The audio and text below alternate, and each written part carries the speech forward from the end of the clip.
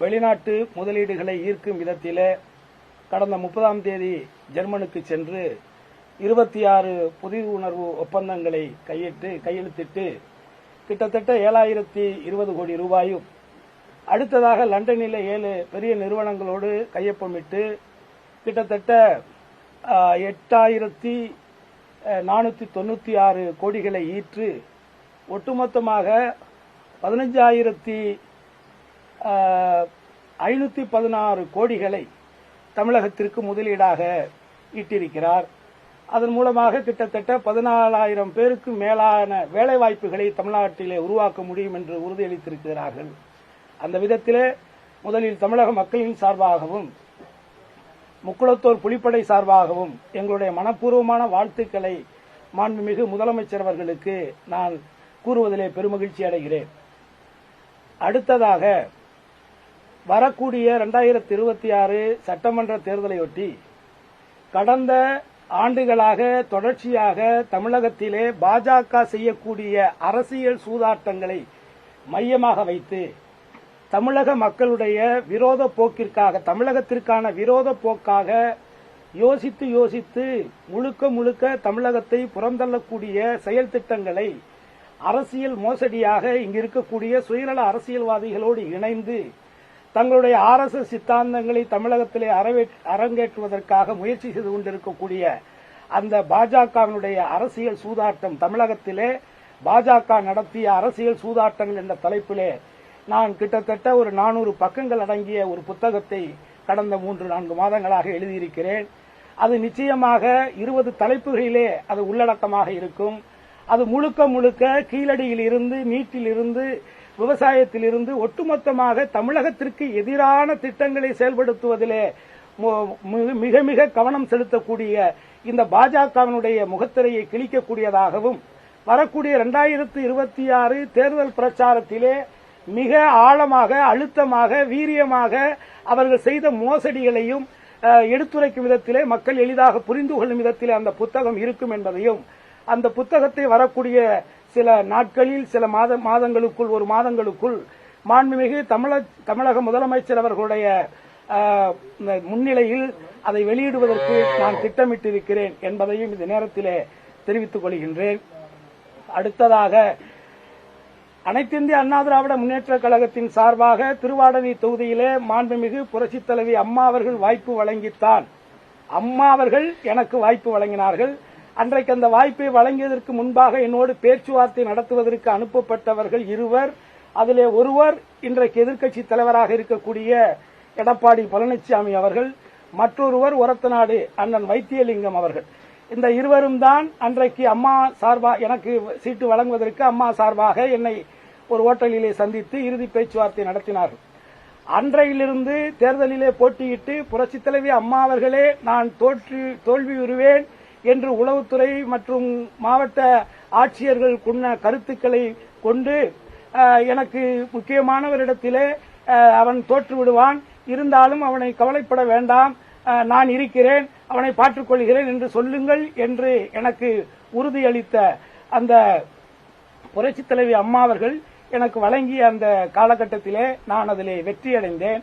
ஆகவே நான் இரட்டை இலையின் மூலமாக வெற்றி பெற்று இந்த மக்களிடத்திலே என்னுடைய முக்குளத்தோர் புலிப்படை சார்பாக, குறிப்பாக இந்த முக்குளத்தோர் சமுதாயத்திலே எத்தனையோ அமைப்புகளும் கட்சிகளும் இருந்தாலும் கூட கடந்த 40 ஆண்டுகளிலே அந்த முக்குளத்தோர் சார்பாக ஒரு வாய்ப்பை பெற்று அதன் மூலமாக அனைத்து சமுதாய மக்களிடத்திலே வாக்குகளை பெற்று வெற்றி பெற்ற ஒரு நபராக என்னை இந்த அரசியலுக்கு அடையாளம் காட்டியது அம்மாதான் என்பதிலே மாற்று கருத்தில்லை. அதே தருணத்திலே அப்படி என்னை உருவாக்கிய அந்த இரட்டை இலை தன்னுடைய மறைவுக்கு பிறகாக இதே சட்டமன்றத்திலே அம்மா அவர்கள் ஆற்றிய உரையிலே எனது மரணத்திற்கு பிறகாக 100 ஆண்டுகளை கடந்தும் எக்கு கோட்டையாக இந்த அனைத்திந்திய அண்ணா திராவிட முன்னேற்றக் கழகம் இருக்கும் என்று அவர்கள் அளித்த அந்த உறுதிமொழியை கிட்டத்தட்ட இந்த 4-5 ஆண்டுகளில் வரக்கூடிய அடுத்த 2026க்குள் அந்த எக்கு கோட்டையாக இருக்கும் என்று நம்பிய அந்த உத்தம தாயினுடைய வாக்கை பொய்யாக்கும் விதமாக வரக்கூடிய இந்த சுற்றுப்பயணத்திலேயே அந்த எக்கு கோட்டையை மக்கிய கோட்டையாக மாற்றுவதற்கான முழு முயற்சியையும் எடப்பாடி அவர்கள் எடுத்துக் கொண்டிருக்கிறார்கள் என்பதை இன்றைக்கு ஒட்டுமொத்த தமிழகமும் பார்த்துக் கொண்டிருக்கிறது. அதே தருணத்திலே கூவத்தூரிலே அவர் முதலமைச்சராக ஆக்கப்பட்டது அவர் எப்படி அம்மாவிடத்திலே வணக்கம் செலுத்தி தவழ்ந்தார் என்பதையெல்லாம் பழைய கதை. அதை தாண்டிய சிறப்பான கதைகளும் இருக்கிறது.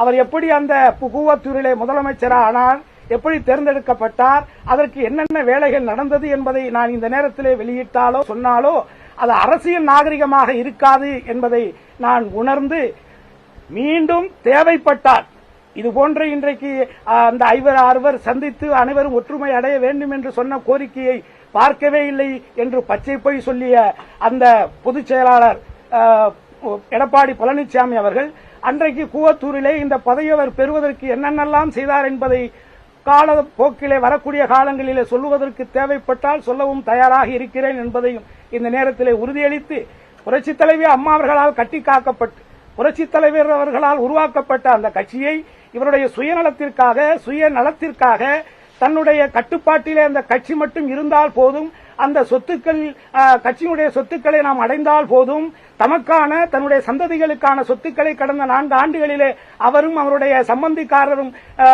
இன்னும் ஒரு 10 தலைமுறைக்கு சொத்துக்களை சேர்த்துவிட்ட காரணத்தினால் புரட்சித் தலைவர் அவர்களால் உருவாக்கப்பட்ட அம்மாவால் வார்த்தெடுக்கப்பட்டு காக்கப்பட்ட என்னை போன்ற முகவரி இல்லாதவர்களுக்கெல்லாம் அரசியல் முகவரி கொடுத்த அந்த அம்மாவினுடைய அந்த கட்சியை படு குழியிலே தள்ள போடுவதற்கான முயற்சியை அவர் எடுத்துக் கொண்டிருக்கிறார். தொடர்ச்சியாக அதிலும் குறிப்பாக ஒட்டுமொத்த முக்குளத்தோர் சமுதாயத்தினுடைய அரசியல் அடையாளங்களை, குறிப்பாக புரட்சித் தலைவர் எம்ஜிஆர் காலத்திலே இருந்து திண்டுக்கல்லிலே போட்டியிட்ட மாயத்தேவரிலே இருந்து கடைசியாக வெற்றி பெற்ற என்னை போன்றவர்கள் வரை இருக்கக்கூடிய இந்த முகங்களை எல்லாம் அழிப்பதற்கான ஆயுதத்தை அவர் கையிலே எடுத்து தானும் அழிந்து தன்னை சார்ந்த அந்த கட்சி தொண்டர்களையும் அழிப்பதற்கான முயற்சியிலே ஈடுபட்டுக் கொண்டிருக்கிறார்.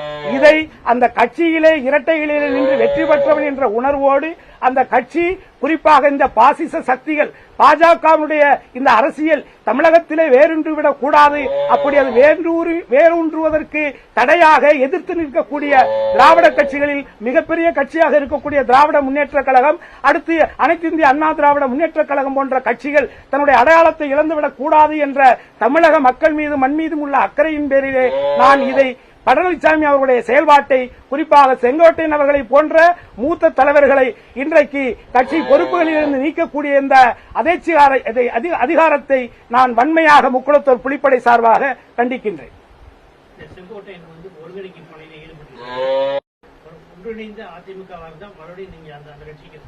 நான் எடப்பாடி பொதுச் செயலாளர் இருக்கிற வரைக்கும் அந்த கட்சி இனிமே அது இல்லங்க, அது முடிஞ்சு போச்சு. என்னை பொறுத்தவரை இந்த தேர்தலில் இந்த கட்சி, அடுத்த தேர்தலில் அந்த கட்சி, அடுத்த தேர்தலில் அந்த கட்சிங்கிற பாவத்தெல்லாம் எனக்கு இல்ல.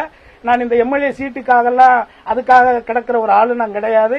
என்னை பொறுத்தவரை எம்எல்ஏ பதவி என்பதை விட முக்குளத்தோர் புலிப்படையினுடைய தலைவன் என்பதை எனக்கு பெருமையாகத்தான் நான் நினைக்கிறேன். அதுல எனக்கு ஒரு அகமகிழ்ச்சி இருக்கு.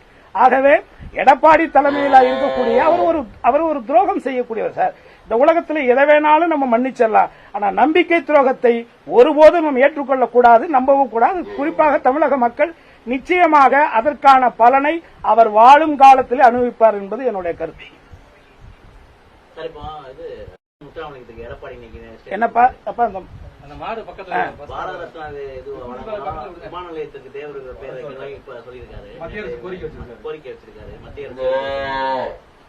அதாவது இந்த கோரிக்கையை கடந்த 5 ஆண்டுகளில் நான் 2016 21 வரைக்கும் பல முறை நான் சட்டமன்றத்தில் சொல்லியிருக்கேன்.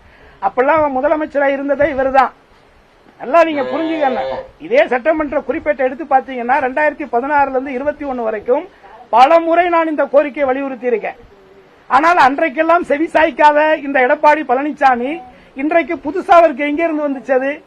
ஏன்னா இன்றைக்கு ஒட்டுமொத்த முக்குளத்தோர் சமுதாயத்துக்கு தான் செய்த துரோகங்கள் அந்த அனைத்து தரப்பட்ட மக்கள், அடிநிலையில் இருக்கக்கூடிய மக்கள் வரைக்கும் போய் சேர்ந்துருச்சு. அப்போ அவங்க கிட்ட ஒரு நல்ல பேரை வாங்குறதுக்கு ஒரு கபட நாடகம் நடத்துவதற்காக இது நான் இப்போ சொல்றேன், அண்ணன் எடப்பாடி அவர்கள் தென் மாவட்டத்தில் நீங்களே சிலையா நின்னாலும் உங்களுக்கு ஓட்டு கிடையாது. அடுத்து யாரு அரசியல் சூழ்ச்சி சார்? இங்க யாருமே ஒன்னு புரிஞ்சுக்கணும். அனைத்து இந்திய இதை எல்லாம் இன்னைக்கு பாருங்க, செல்போன் வச்சிருக்கிற எல்லாருக்குமே இன்னைக்கு ஊடகவாளர்களாகவும் அறிவாளிகளாகவும் நிருபர்களாகவும் சமூக ஆர்வலராகவும் சமூக அக்கறை உள்ளவராகவும் இப்படி பல முகங்கள்ல நம்ம இன்னைக்கு பார்த்துக்கிட்டு இருக்கோம். எல்லாருமே எல்லா கருத்தும் சொல்றாங்க, எல்லாருக்குமே எல்லாமே தெரியும்.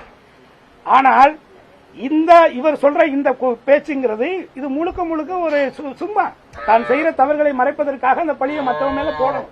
அதுக்காக அவர் சொல்றார், என்னை பொறுத்தவரை அனைத்திந்திய அண்ணா திராவிட முன்னேற்ற கழகத்தை யாரு ஒருவரும் வந்து பிரிக்கணும், அதை அழிக்கணுங்கிற வேலையெல்லாம் செய்ய தேவையில்லை. தயவு கூர்ந்து நான் அந்த கட்சியில நின்று ஜெயிச்சவங்கிற ஒரு நன்றியோட நான் கேட்டுக்கிறேன். தமிழகத்தில் உலகம் முழுக இருக்கக்கூடிய அனைத்திந்திய அண்ணா திராவிட முன்னேற்ற கழக தொண்டர்களுக்கும் நிர்வாகிகளுக்கு நான் சொல்றது, இந்த கட்சியை வெளியில இருந்தெல்லாம் யாரும் வந்து அழிக்க தேவையில்லை. எடப்பாடியே அதை அழிச்சு முடிச்சிருவாரு. அதனால அதை நீங்க பாத்துக்கணும். வேற வெளியில இருந்தெல்லாம் ஆள தேவையில்லை, அவரே செஞ்சிருவாரு. ஆமா, நான் உங்களுக்கு சீட்டு திமுக கொடுத்தாங்கன்னா சிவகங்கையில நீங்க போட்டியிட தயாரா இருக்கீங்களா, இல்ல திருவாரூர் போட்டிடுவீங்களா? அதாவது என்னை பொறுத்தவரை பாஜகவினுடைய குறிப்பாக இந்த ஆரிய சித்தாந்தம் தமிழகத்திலே ஒருபோதும் நுழைந்துவிடக் கூடாது என்பதில் கவனமாக இருக்கக்கூடிய சிலரில் நானும் ஒருவன். கடந்த பாராளுமன்ற தேர்தலிலே எந்த ரூபத்திலும் பாஜக தமிழகத்திலே வேரூன்றிவிடக் கூடாது என்பதற்காகத்தான் நானாக தன்னெழுச்சியாகத்தான் மாண்புமிகு தமிழக முதலமைச்சர் அண்ணன் ஸ்டாலின் அவர்களை பார்த்து நான் அந்த பாராளுமன்ற தேர்தலிலே பிரச்சாரம் செய்தேன். அந்த பிரச்சாரத்தின் பலனாக உளவுத்துறை கொடுத்த அறிக்கையின் மூலமாக என்னை அழைத்து பாராட்டினார்கள், பெற்றேன். இன்றைக்கும் வரக்கூடிய 2026 திராவிட முன்னேற்ற கழகத்தினுடைய ஆட்சி தொடர வேண்டும். தமிழகம் குறிப்பாக கீழடி போன்ற நமது மரபுகள் பாதுகாக்கப்பட வேண்டும். அதற்கு பிஜேபியை RSS சித்தாந்தம் கொண்ட அந்த பிஜேபியை எதிர்ப்பதற்கு ஒரு வலுவான நீதிமன்ற உச்ச நீதிமன்றம் வரை சென்று ஆளுநருடைய அதிகாரத்தை எப்படி வெளிச்சமிட்டு காட்டியதோ அந்த திராவிட முன்னேற்ற கழகத்தினுடைய ஆட்சி அண்ணன் தளபதியார் அவருடைய தலைமையிலே தொடர வேண்டும் என்பதுதான் என்னுடைய நோக்கம். வரக்கூடிய சட்டமன்ற தேர்தலிலே அவர்கள் எங்கு எனக்கு சீட்டு கொடுத்தாலும் அந்த இடத்திலே திராவிட முன்னேற்ற கழகத்தினுடைய அரசினுடைய சாதனையும் மாண்புமிகு தமிழக முதலமைச்சர் அண்ணன் ஸ்டாலின் அவர்கள் செய்த சாதனைகளையும் அவர் மக்களுக்காக வகுத்த திட்டங்களையும் சொல்லி வாக்குகளை பெற்று முக்குளத்தோர் புலிப்படை சார்பாக நான் வெற்றி பெற்று அந்த வெற்றியை அண்ணன் தளபதியிடத்திலே சமர்ப்பிப்பேன்.